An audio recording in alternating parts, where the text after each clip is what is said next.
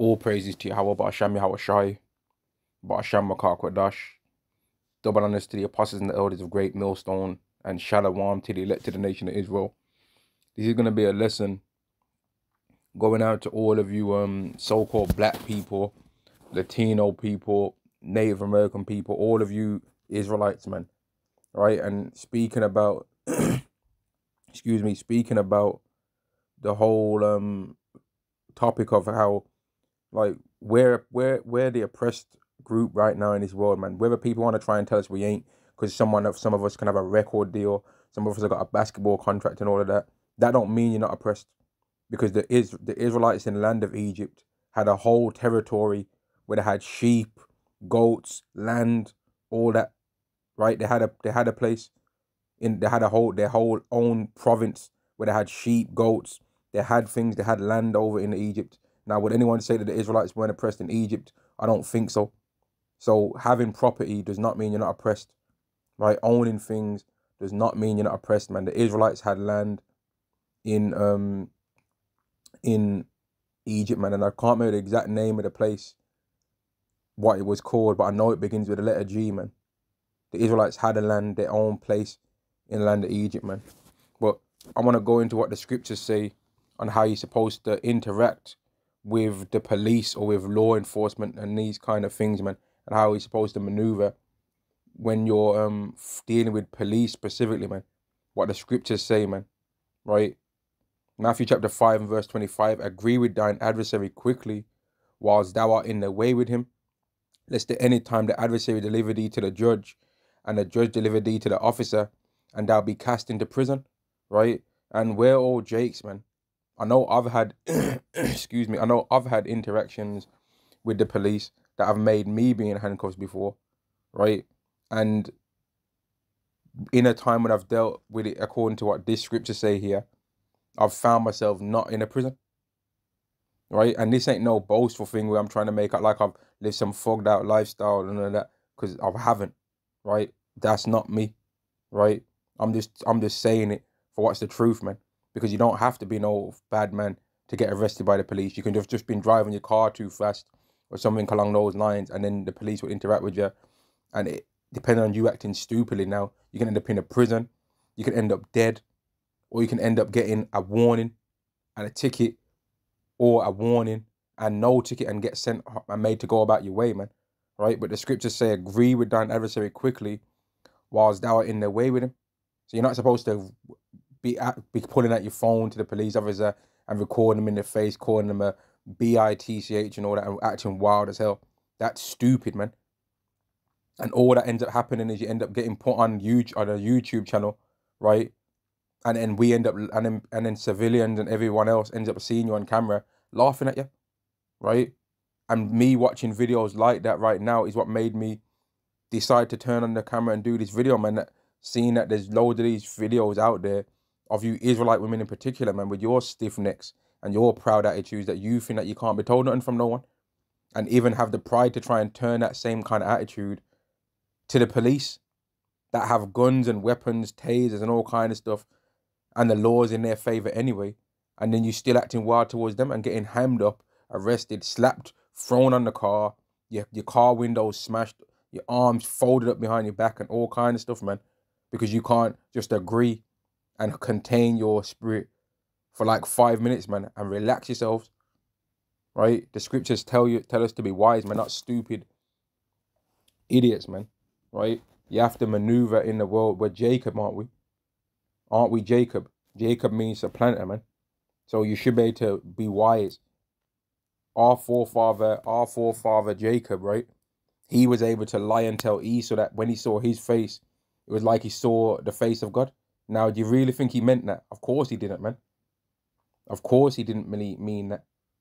But he supplanted his brother, though, because he knew that his brother was carnal and still sour about losing the birthright, and that he'd said that the days of mourning for my father at hand, then I'm going to kill my brother Jacob, right? And his mother, Jacob's mother, warned him that that was going to happen.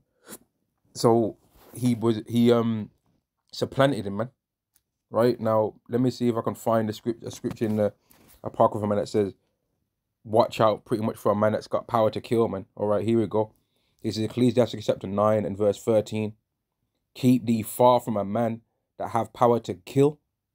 So when you're around a man that's got the power to kill, which is a police officer, right? They've got the power to kill because they've legally got a weapon and they go to and fro all around the country, wherever they are, right? Especially in a country like America, right? They go to and fro around the country and they've got weapons on them that can cause harm to people, right? And over here in the UK, you're not even allowed really nothing in terms of self-defense, man. And even if you're a person that can defend yourself with your own body, even that, you have to watch how you use that, man, because you can end up in a prison. If some slime ball sneak shot at you with a right hand, right, and you end up defending yourself, you can still end up in prison for defending yourself against some grimy demon that tried to jump you, and you can end up arrested, man. In this world, you're not allowed no kind of self-defense. In America, you're allowed many things for self-defense in America, but even still, you gotta watch how you maneuver there, man. And I would say even more so there, because that place is the land of death, man. That place has so many different ways that people have got things to defend themselves. You allow pepper spray there. You ain't allowed no pepper spray over here in the UK.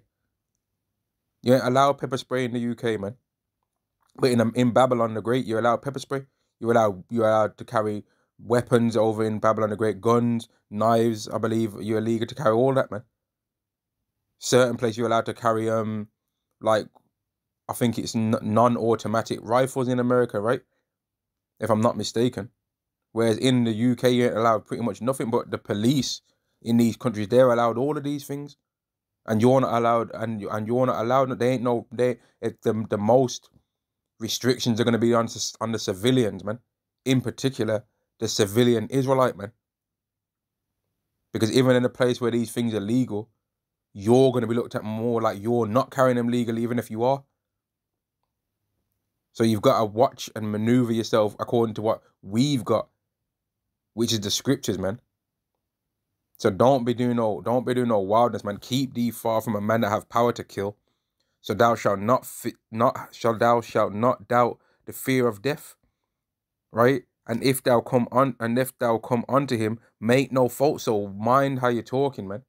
Not because you're a coward, not because you're a bitch, you're a wimp, you're a wussy, but because you're wise as a serpent, but you're harmless as a dove, right? Yahweh Shai had the ability to literally make the heavens open up and angels come out of them when he was around Edomites that was harassing him, right?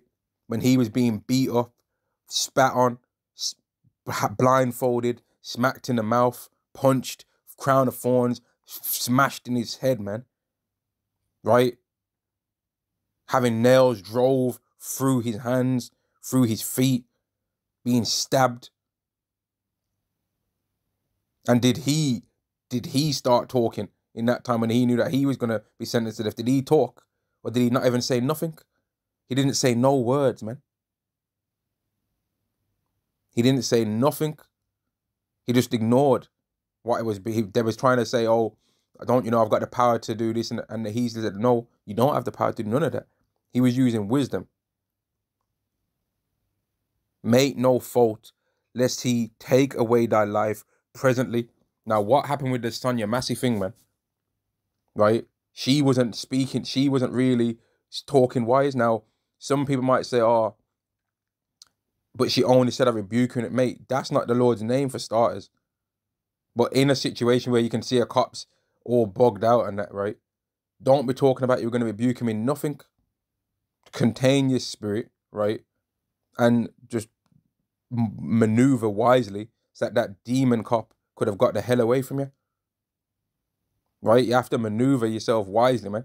It shouldn't be too hard for you to pretend that an Edomite, that an Edomite's not a complete demon, man. We can fake it, man. We can pretend like they're not gonna go into captivity and get Obadiah 1 and 18 in certain situations, man. If you go into a shop to buy a coffee and it's an Edomite serving you, you don't need to tell him that Obadiah chapter 1 and verse 18 is going to be fulfilled. Just order the coffee that you want, say thanks, pay the money and bounce. That's supplanting, right? That's supplanting because they're able to contain that they hate you even.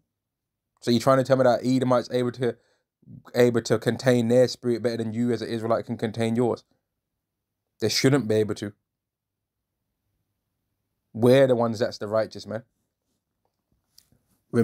Take away thy life presently. Remember that thou goest in the midst of snares. Every time we walk out our house, man, as an Israelite, it could be the last time that you do. It could be the last time you come back home, man. It could be. And that thou walkest upon the battlements of the city. You have to be wise, man. You have to be wise. You have to maneuver wisely, man. Right? Now let me find some scriptures about how it speaks about the one that's mightier. It tells you to watch how you mind yourself, how you are with somebody that's mightier than you as well, man. Right? Let me see if I can find that. That's also in the book of Sirach or Ecclesiastes as well. Because a lot of Israelites, man, they act like they don't even, like, it's mad, man. It's mad. And the Israelite woman is the worst one. She's the worst one with not knowing how to contain her spirit. And I'm saying Israelites because you people are Israelites. But really, maybe I'll be better off using the word 2/3 because these people that are doing these things that I see, they don't really think that they're Israelites, even though they are. But they're so-called black people. 2/3, man. You need to watch and be able to maneuver better so that you don't end up looking stupid, man.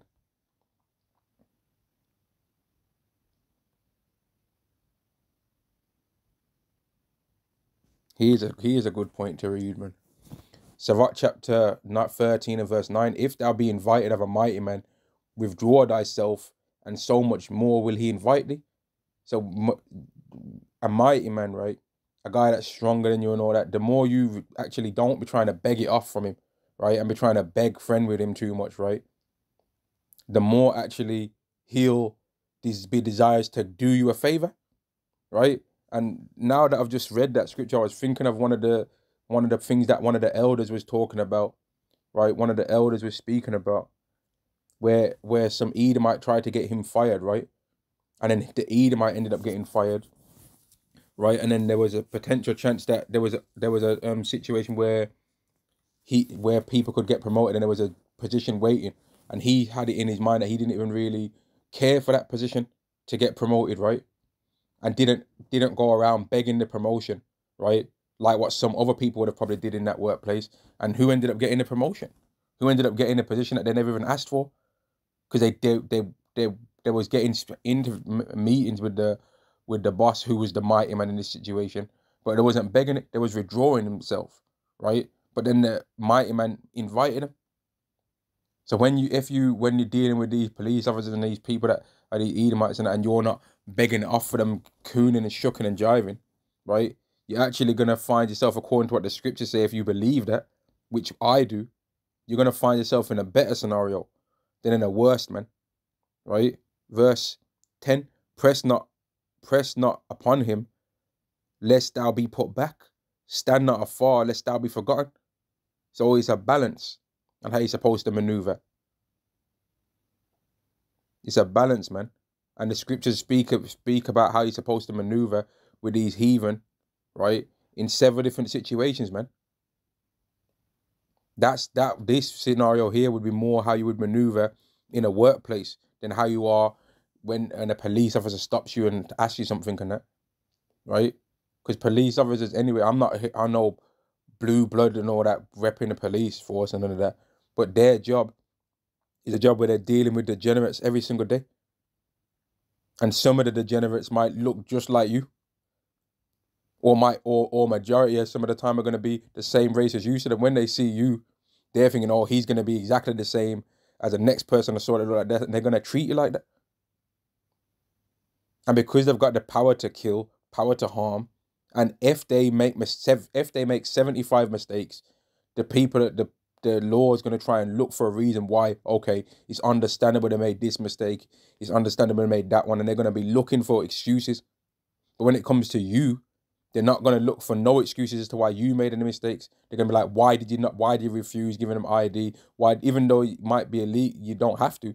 They're going to be saying, why though? It would have been simpler if you would have just did as you're told. But with the police officer, they're going to make excuses, man. And if you know that, then move accordingly and maneuver through this world and supplant, man. When all hell breaks loose, we're going to have to be supplanting loads of times, man. We're going to be doing nothing but supplanting until that time comes where we've built up and we've got the boldness to be like, you know what, man? Okay, you think I'm going to take the MOTB? Try me and see what happens. I'm not taking it, and we're going to be prepared, if we're of the elect, to get our heads removed for the Lord Yahweh Ba'Shem Yahushai. But leading up to that time, there's going to be supplanting going on. There's going to be supplanting, man. If a person at some Edomite or something like that offered you some food and you haven't ate for a couple of days and the food's lawful to eat, right? You take the food, man. You take it. That don't mean that Esau's getting beamed up, but you take the food. And then when you end up not around that person no more, you supplanted them, you got some food, and then you keep it moving, man. Yahweh made that person give you the food anyway. When a man's ways please the Lord, it maketh even his enemies to be at peace with him. And I'll read that scripture. You have to maneuver wisely, man. All you Israelites out there, don't let none of these street guys and none of these people make you think that you're a coward because you're not acting a damn fool out here like they would want to. Because a lot of the times people try and pump you up to get your ass whooped just so that they can laugh at you. Proverbs chapter 16 and verse 7, when a man's ways please Yahweh, he maketh even his enemies to be at peace with him. So don't let none of these people try and make us think that we're cowards or that we're weak because we ain't wilding out, jumping on cars, kicking people in their chest and that. Nah. And the thing, like, we don't need to prove, we're not here on this earth to try and prove how strong we are, man, and to try and get an undefeated record, man, and to be a TBE. We're not here to be TBE. You know what I mean? We're not here to be TBE, man. We're not here to show our might in the flesh. That's not what we're here for, man. Leave that to the boxers, UFC champs and all that, karate people and all that, and the judo experts and the MMA, Brazilian jiu-jitsu. That's not what we're down here for, man. We're not down here to be the tough guys, man, punching everyone up and that. That's not what we're here to be trying to prove. And all you Israelites out there, you need to know that the Bible's got all the knowledge in there to make you be able to maneuver through this world to avoid yourself from harm, man. Jeremiah chapter 9 and verse 23 does say, if Yahweh, let not the wise man glory in his wisdom, neither let the mighty man glory in his might, let not the rich man glory in his riches. And if you Israelites, if you so-called black people, Latinos and Native Americans knew what the scriptures had in them, you wouldn't end up getting in these situations that you get in with the police a lot of the time, man. You wouldn't end up in them situations. You'd end up escaping those scenarios where you end up getting wrapped up by the police all the time. You'd end up escaping them. You'd end up in a situation where you're not getting head locked off by the police, where you're not getting tased and getting shaken up on the ground. And then they got one cop on each limb, man. You know what I mean? You got a whole human restraining one leg, right? Another human restraining another whole leg joint. They got your knee, your patella folded off, right? Then another whole cop, a whole grown man, is restraining one of your arm, a whole another arm of yours, right? Then another cop's restraining your other arm, and then one cop's got his damn knee on your spine, and another one's just holding your whole head, and then you've got two more cops, right, using their whole body weight to hold one ankle each, and then they're hurting you, right? But then now one cop releases the pressure on their hold, and then you're still in pain though, so you move a bit. So then one cop shouts, "Stop resisting." Then all the other cops think you're resisting now, and then they grab you again. And then now there's more pressure, and then you're hurting, and you're not being able to move, but all they asked you for originally was for your ID, and you knew you had it, but you was like, nah, fuck that. You just felt the vibe today. It was like, nah, fuck that. I'm not going to give him my ID because I know my rights. When you could have gave him your ID, you know you didn't do nothing wrong. You could have gave him the ID and bounced and been home. But you was like, nah, fuck that. I'm not feeling that today. And then now you end up in a when keeping it real goes wrong situation, man. and getting hemmed up. Avoid all of that, man. Forget all of that. You're not a coon for avoiding putting your life in harm. You're just not stupid, right? Now, if you take the MOTB, then you're a coon, right? Then you can start looking at yourself dodgy.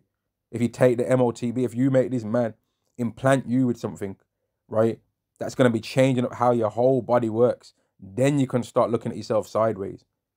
But you're not weak because you avoid situations that can put your life at harm. That's wise, right? The scriptures tell us how to maneuver. Use the information that the scriptures say, man. Because there's several Israelites out there that ended up in all these videos. They're lying, they're cheating, they're stealing, they're trying to lie to the police officers all the time. They're lying about this and lying about that thing. And the situation that they could have just avoided, man. The situation they could have avoided easily, and they just end up getting harmed, man. The Bible tells us how to maneuver, man. And it makes us wise. And I'm going to say shalom to the elect, to the nation of Israel, shalom.